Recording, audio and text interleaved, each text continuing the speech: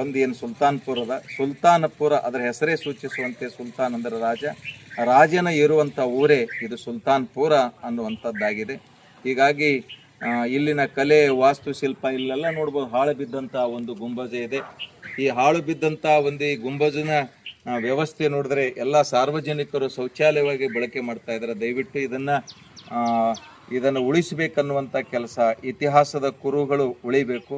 ನೀವೆಲ್ಲ ಗ್ರಾಮಸ್ಥರು ಜಾಗೃತಗೊಂಡು ಈ ಕಂಠಿ ಕಮರಿಯನ್ನು ಕಡಿಬೇಕು ಮತ್ತು ಇಲ್ಲಿನ ಪ್ರದೇಶದಲ್ಲಿರುವಂಥ ಏನು ಈ ಐತಿಹಾಸಿಕ ಸ್ಮಾರಕಗಳು ಉಳಿಸುವಂಥ ಕೆಲಸ ಮಾಡಬೇಕು. ಯಥಾವತ್ತಾಗಿ ಸಂವಿಧಾನದ ಪ್ರಕಾರ ಯಾವುದೇ ಸ್ಮಾರಕ ಹಾಳು ಮಾಡಬಾರ್ದು ಅಂತಿದೆ.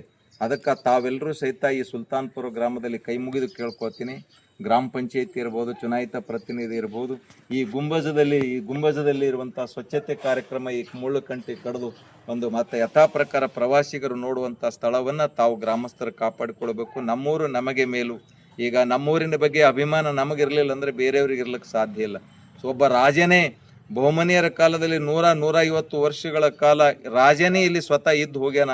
ಇಲ್ಲಿನ ರಾಣಿ ವಸತಿ ಇತ್ತು, ರಾಜರಿದ್ದರು, ಮತ್ತು ಇಲ್ಲಿಂದೇ ಆಡಳಿತ ಮಾಡಿದ್ರು, ದಕ್ಷಿಣ ಭಾರತವನ್ನು ಆಳಿದ್ರು ಅನ್ನುವಂಥದ್ದು ಒಂದು ಈ ಇಂಡೋ ಸಾರ್ಸನಿಕ ಕಲೆಯನ್ನು ಮತ್ತು ಬಹುಮನಿಯರು ಇಸ್ಲಾಮಿಕ್ ಕಲೆಯನ್ನು